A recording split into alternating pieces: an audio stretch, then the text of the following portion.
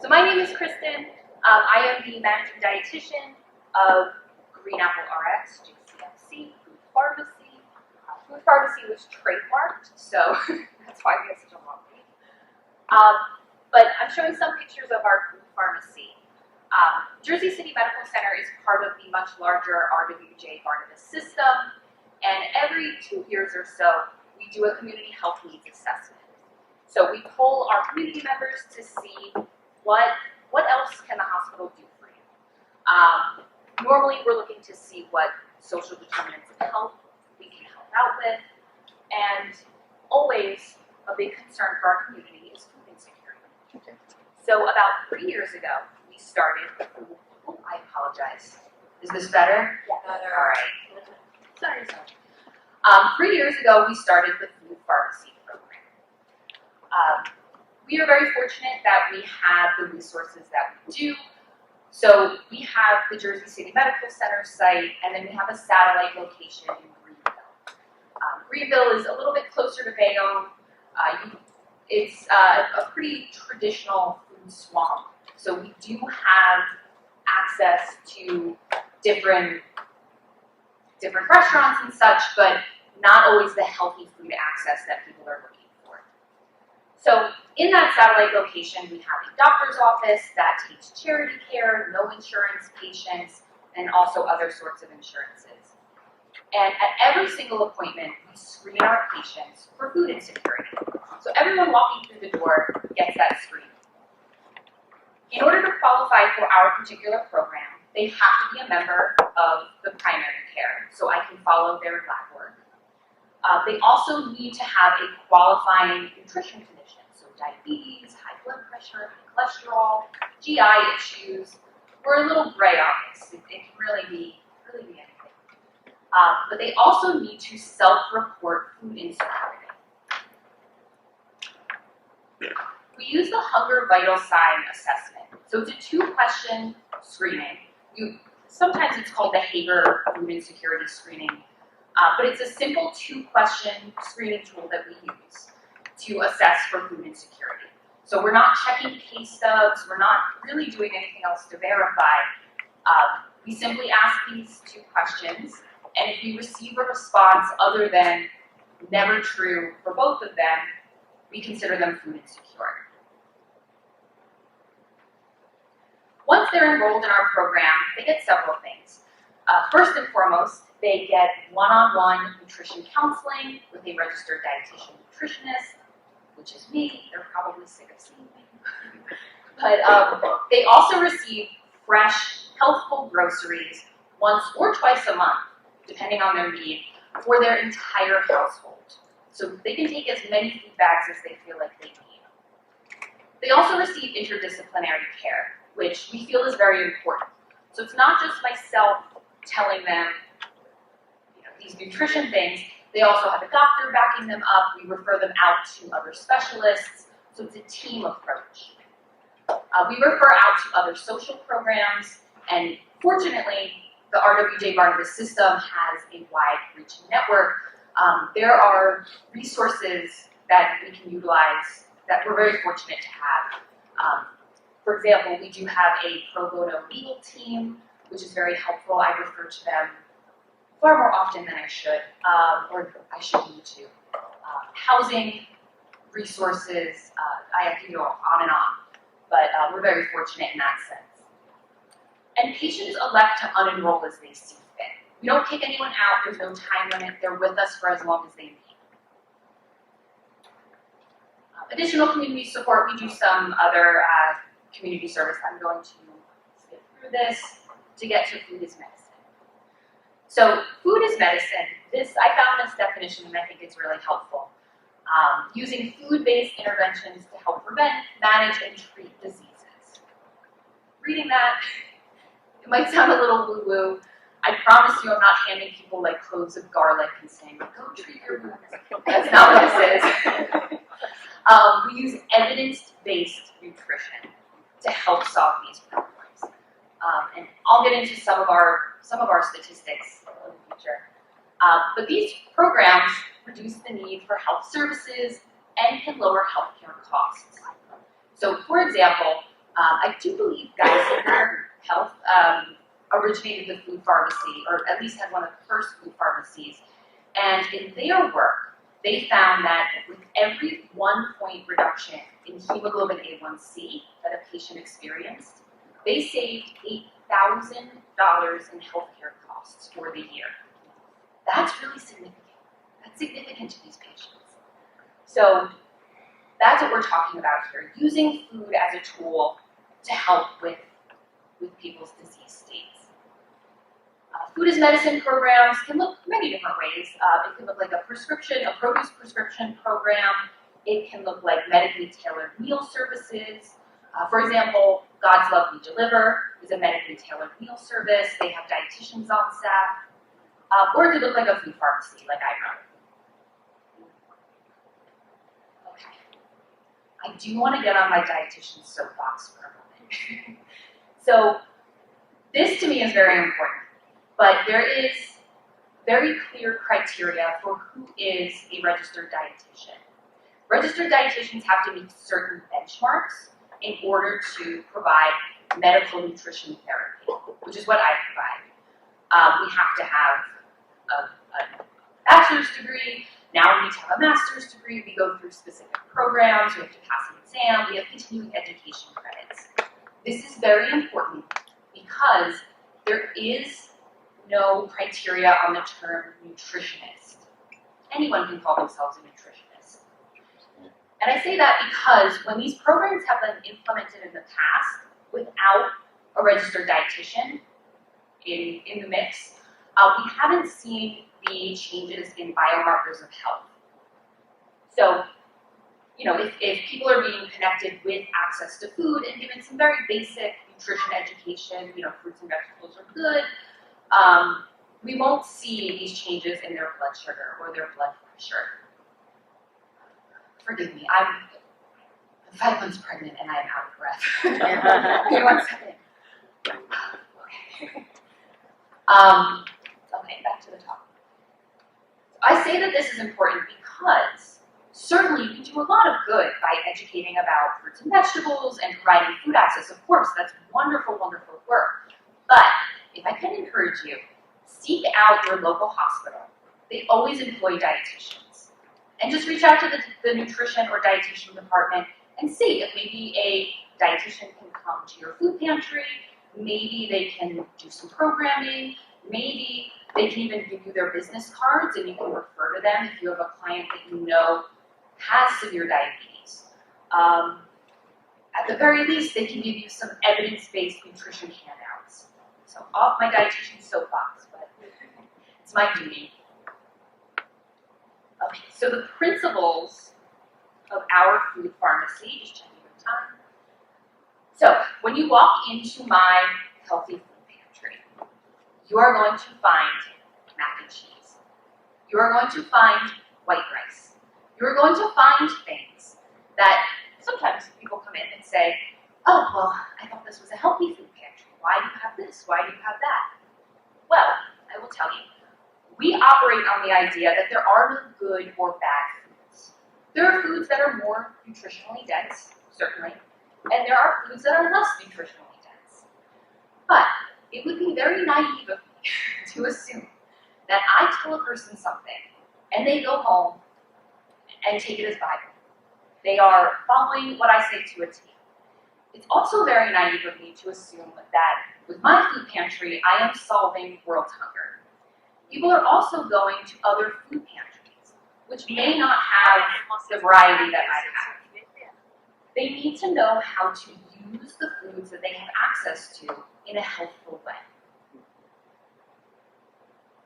So, I practice this practical nutrition approach. This isn't like a real term. I came up with it, trademark, no one's doing practical nutrition. But it's altering the things that you are currently doing to make them work better for your health goals, rather than radically transforming what you do. So, any dietitian would say this, but we don't hand out meal plans, because inevitably people follow it for a day, and then they're like, I don't like this, and they throw it away. What we do is we go through how they're eating, and we change the things that they're currently doing.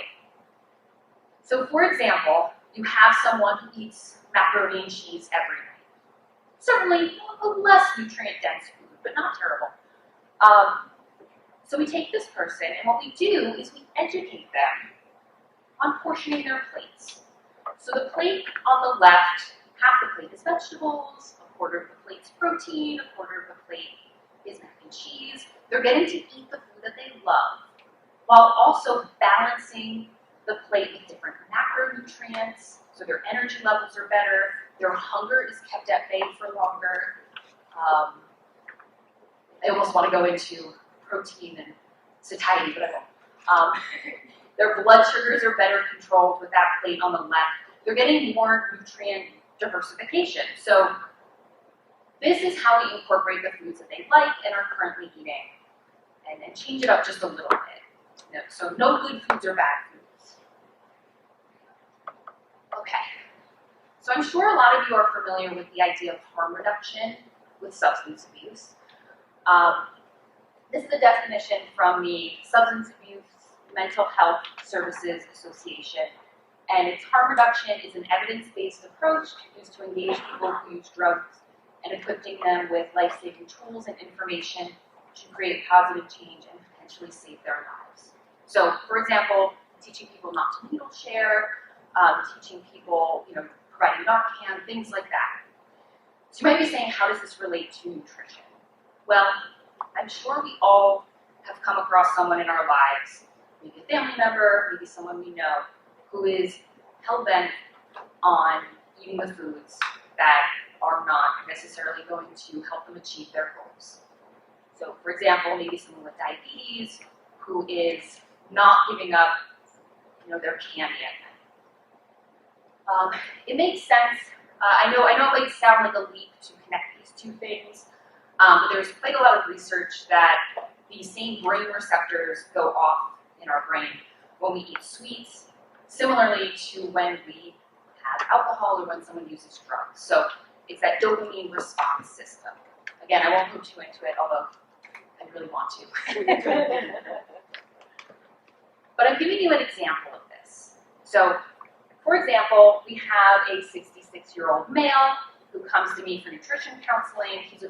He has just been diagnosed with diabetes. He has a hemoglobin A1C of 10.6. Hemoglobin A1C, just to be clear, is a 3-month blood sugar average. 10.6 is very high, considered uncontrolled. He has actually not seen a doctor for blood work in over 10 years, so he may have had diabetes for quite a long time. And according to the doctor, he is non-compliant, a term that I don't love, but he was sent to me for nutrition counseling. So this gentleman comes in, he does not want to see me. He walks in the door and he's like, I don't want to be here, I'm just coming in to tell the doctor that I saw you. He says he's not going to make a change. What am I going to do? I can't go to his house and take everything out of his refrigerator. So what I do as a dietitian, we talk to them. We use a technique called motivational interviewing, where we try and elicit the goal from the patient themselves. So in talking with this patient, he tells me that he enjoys Twizzlers every night, a bag of Twizzlers, while he's watching TV. Again, he's not changing this. We know this. All right? He's told me 5 times. What I can do instead, I'm not going to take those Twizzlers away from him. What I am instead going to do is reduce the harm that he's doing. So I'm going to ask him permission. Can I share with you an approach that you do not have to give up your Twizzlers, but might help you reduce your blood sugars? If he's open to it, I can share the information that a 10-minute walk after consuming a meal or a snack is just as effective in reducing your blood sugar as oral anti-diabetes medication. There we go. Something very simple. If he's open to it, something he can implement after eating those Twizzlers. And here's the thing. I didn't chastise him. I didn't tell him that what he was doing was wrong. I didn't tell him that he's going to have an amputation. What we did instead is that we reduced the harm. And then we established this connection where he's more likely to come back and see me, and he might be more open to changing his behavior.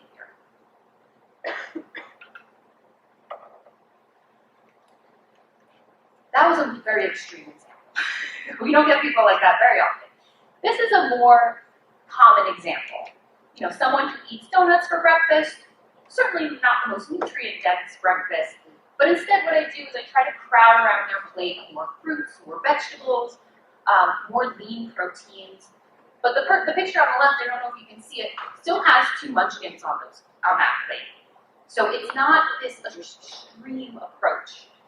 It's not this blue in the face yelling at the person, trying to get them to change their ways. It's a much more practical way to implement behavior change. Okay. So back to those biomarkers of health. So this is a slide that shows some of the things that we have seen in our own program. So when we polled our patients with diabetes, we found that 77% of the patients reported improved food security after a year, which is very nice. 81% of those patients reported improved behavior change. I actually believe it's over 90% the last time I heard them. But the big thing to me is that the hemoglobin A1Cs, we saw a significant decrease in. And I do also want to say, this is not publication ready. This needs to be analyzed by a third party. This is just what I've noticed. But what we found is that our patients who have a hemoglobin A1C of 7 or higher, after a year in our program, their hemoglobin A1C is reduced by about 1.4 points. The really cool one. So the patients who have a hemoglobin A1C of 8 or higher, which is considered uncontrolled, they see an average decrease of about 2.3 over 12 months. So again, if we go back to that Geisinger estimation that every 1 point decrease saves a person $8,000 a year in healthcare costs, we're talking about like $19,000 in saved healthcare costs for those people. So it's something that's really, really important to continue working towards. We don't just attribute this to the nutrition, although I'd love to take credit for that. It's not just the nutrition education, it's the increased food access, but it's also the interdisciplinary care. So it's me telling them this, their doctor backing me up, and vice versa. Not just hearing it from one source, but multiple sources.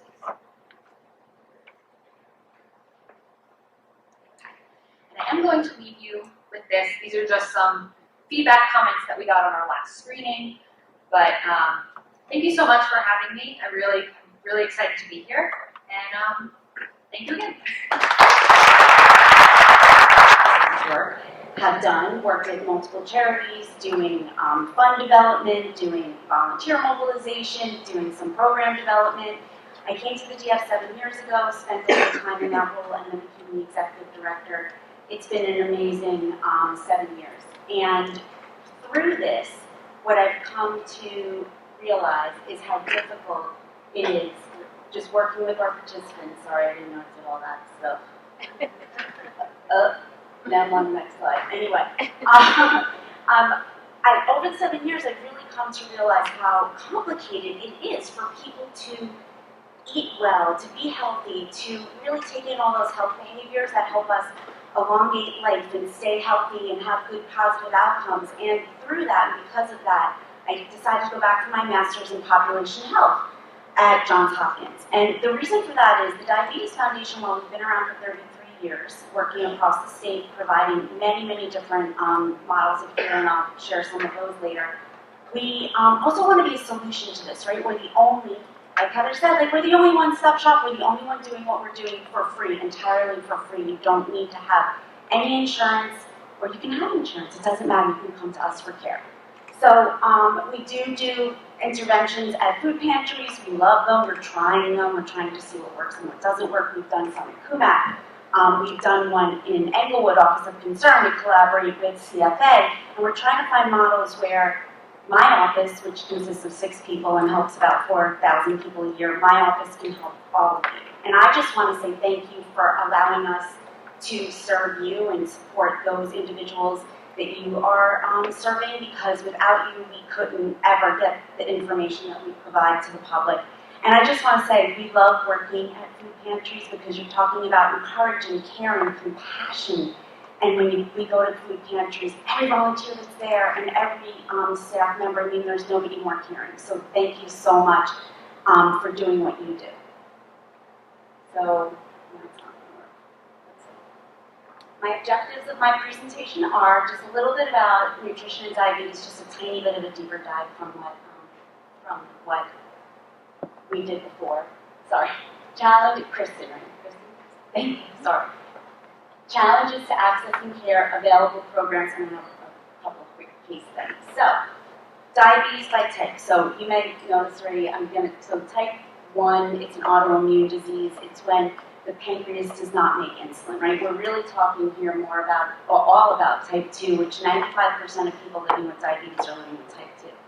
The reason why we have prediabetes and gestational diabetes up there is because prediabetes, you are managing prediabetes in a lot of the same ways. Healthy lifestyle is a big part of trying to delay or prevent type 2. But also, if you have gestational diabetes, which happens when you are pregnant, it's because of the hormones of pregnancy, you're more likely to develop type 2 diabetes. So what the Diabetes Foundation does is we support people at risk and living with diabetes. And that's really important because as you set up your care throughout your life, as we help our children learn how to eat well and, and we cook well at home and that sort of thing, we're really setting up a lifetime of better health. So a little bit about type 2 diabetes. It's a diet-related chronic disease. Some stats that I think are super interesting, so I brought them here today, are 80% of chronic diseases are preventable through lifestyle changes, right? And poor diet is the #1 contributing factor to disability and death. If you are overweight or obese, heart disease and stroke and some cancers are also considered diet-related conditions. And the interesting thing is diabetes, if you look at all the statistics, it's the 7th leading cause of death in the U.S. Stroke is 3rd, heart disease is 1st. The interesting data point I like to say is that if you are living with diabetes, you have a 60% higher risk of a stroke or heart disease. So it matters to your long-term health. While it is the 7th leading cause of death, it matters a lot. And nutrition is crucial, right? Because it's the key to maintaining health or to preventing disease. So suffice to say, this is why the Diabetes Foundation works so hard out there in the community. Our mission is to improve the health and wellness of individuals, like I just said, by providing high-quality, compassionate care. And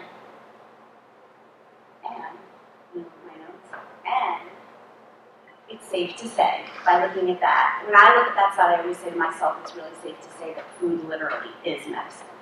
So my next mission is about challenges to accessing care. So I look at this in 2 parts. Now, I work with participants all the time. I love working with participants. There's nothing better than making someone feel safe and giving them what they need. We look at, from what I've learned over the 7 years, is accessing care comes in two ways. And we talked about that a moment ago. It comes in accessing it based on living in a food desert, or income, or transportation, or all of these other sort of social determinants of health challenges. But it's also, where do you get the education? Because being healthy is about personalized care. It's about, having the opportunity to learn how to eat in the way you like to eat. It's about eating for yourself, eating culturally, making it, you will not eat well if you do not like what's on your plate. And Kristin was talking about that before. It's exactly what it is. But finding that information is really, really super hard, right? So I think it's really interesting to talk about providers, because when you think about it, in a recent study I just read, doctors were asked whether they felt confident discussing nutrition and diet with patients. And in large part, the answer was no, and why? Because traditionally, only a tiny fraction of the first year in medical school are doctors taught about nutrition and diet. And even that 1% of that first year, it was more focused on physiology versus encouraging, compassionate, helping someone figure out what works for them. In addition to that, we only spend like 1% of our time with our doctors anyway, so how much support can they truly give us in that 15 minutes when they can meet with us? And I always say that while a healthy plate and reading the food label and information about meal planning and all that stuff is great, and we use it, it's everywhere, you can find it all over the internet, it's great. But is it enough for that one person to make a change? Does it fit, like I was saying before, the culture, their religion, their taste? So what I say in groups like this is that we care, and we may not be able to help people choose the types of food that are available, right? They may just have what you have in the pantry, or they may like what they like, but it's about helping and encouraging them to choose what's best for them. Oh, I'm going the wrong way.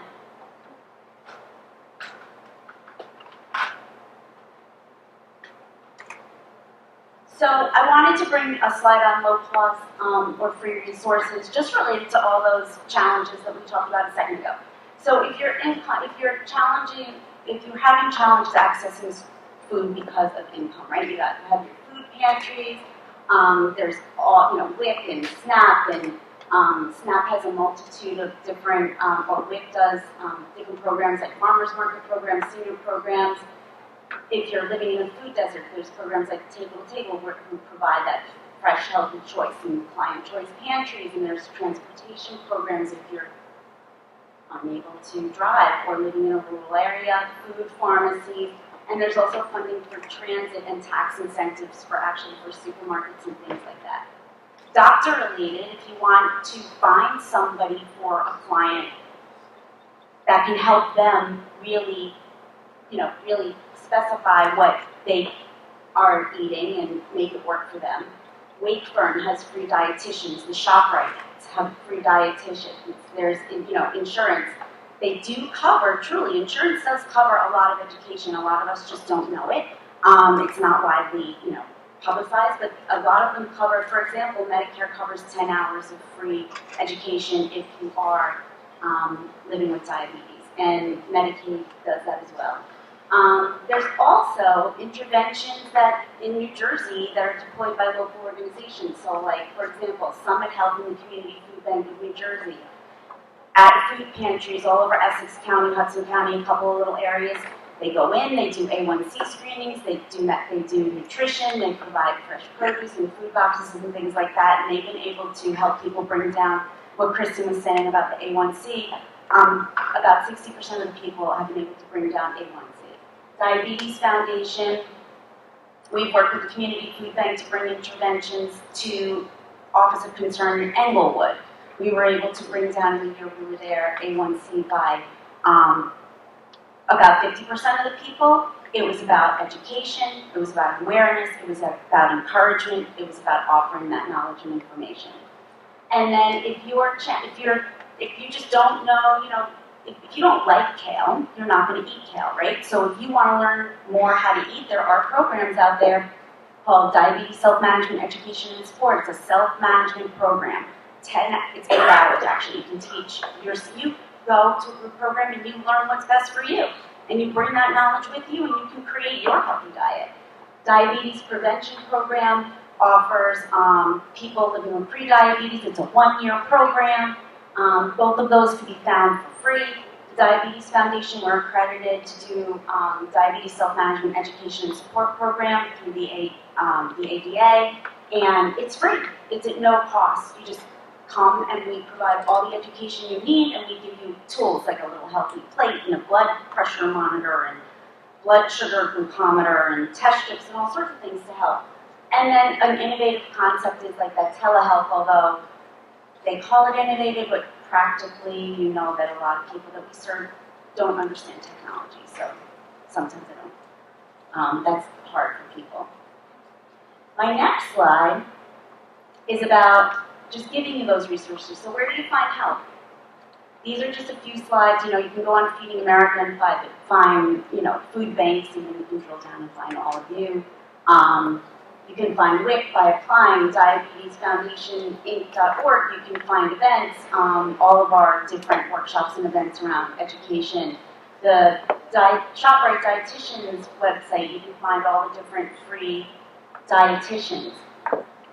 This was really quick. Call us. We're a huge resource center. We have a guidance program, a huge resource center for everything diabetes. So if one of your clients needs something, call us. We'll be able to figure it out. If we don't know it, we'll find it. So I talked a little bit about the Summit Health. This was about local intervention, so I've gone through the first two. But the other thing that we are considering right now is doing a Train the Trainer program where the Diabetes Foundation and our certified diabetes educators and registered dietitians who are on staff, can we create a program to train you? People come to see you every day. What we learned doing interventions on site was that people don't come the same day, the same time every day. Again, 6 people in one office. We can't be everywhere we need to be. So can we train you to provide that critical information to your guests? And then the Diabetes Foundation is also doing what we call diabetes boot camps. We're doing them in Bergen County, Essex County, and Mercer County. What they are is awareness and education events all around. It's everything diabetes. So you walk in, you get an A1C screening, a blood pressure screening, a vision screening, foot screening, and then every type of diabetes education that you can think of, including cost. And we're doing that once a year. If you want to know more about them because you're in those counties, let us know. We're lining up our programs right now this the fall.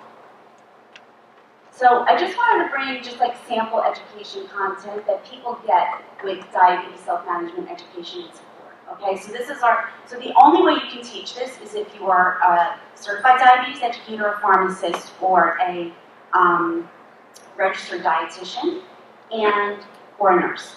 And so we have these all mostly online, and sometimes, as you saw a second ago, we do them inside the community, but we teach people, components of their meals and snacks. These are the macronutrients, how the calories impact your body, how you can support yourself. It's all about self-management. This is how to read the food label. This is what you should ask yourself when you're prepping for your meals.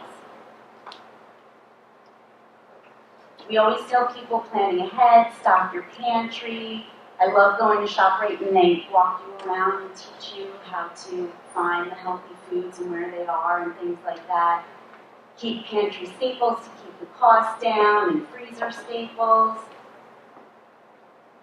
And we always talk to people about giving that, definitely giving the tool and giving them the information, but how do you help somebody make that behavior change? It's what Kristin was talking about. You can't force anyone to do anything. I've never once heard anybody teaching our classes, and I know for a fact that they've never said, don't eat your rice, don't eat this. They would just say, pair it, or let's figure out how you can use it in your daily diet, how you can use it to really complement what you need to keep your health, to keep healthy.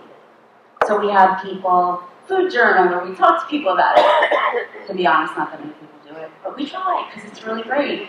And if you, we also do things like, help people. That's a sample of the food journal.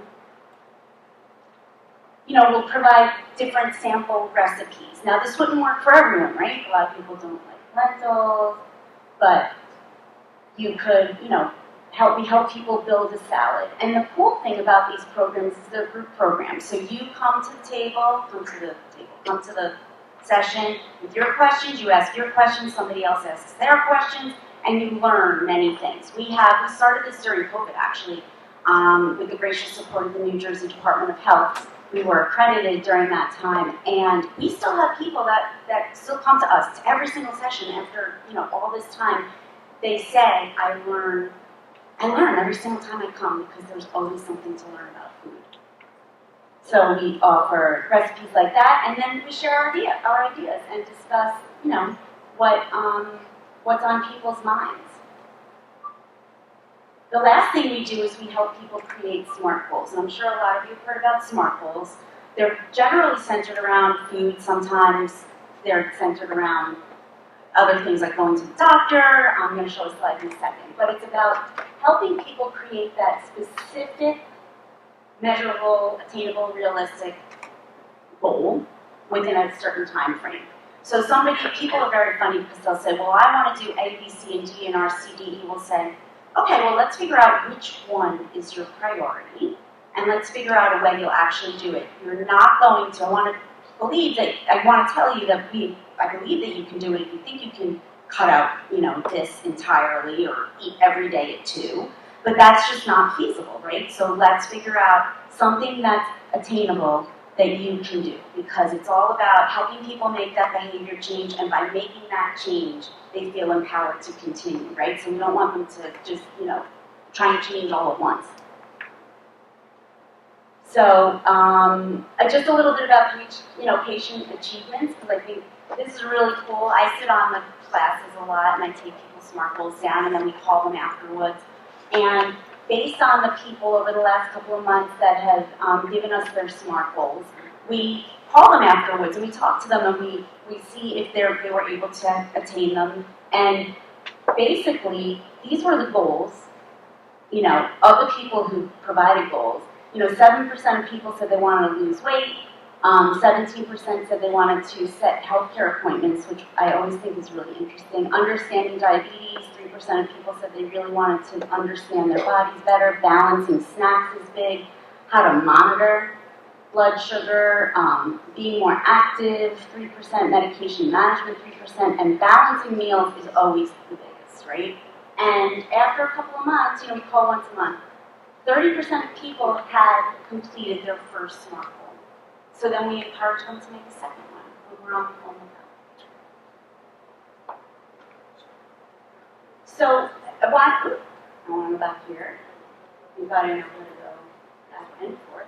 So so I want to tell you about other Diabetes Foundation programs, because education is really our newest program. For 34 years now, in September, we have been working across the state. Our inaugural program, which we still run right now, is a financial assistance program. So 80% of people, managing diabetes, 80% of people's challenges are financial. Insulin's expensive, diabetes is progressive, so as you continue in your journey, you see more doctors, and you may need more medication, things like that. So Diabetes Foundation has a financial assistance program. We started with a 2-month emergency supply of insulin, and we still run that program today. It is crucial and important. We partner with hospitals across the state, but if anybody that needs emergency medication, come to our website. You can download the application. We'll help you fill it out and things like that. Of course, you need a doctor's script and things like that. But we've enhanced that over the last couple of years. We do 2-month supply of insulin, but we also have a diabetes supply program. So, we do test strips and lancets. We're not allowed to legally give pumps and things like that, but we can give sensors, we can give other things. We also have a transportation program, A1C screening program for free, and camper ships for kids who are living with type 1 diabetes.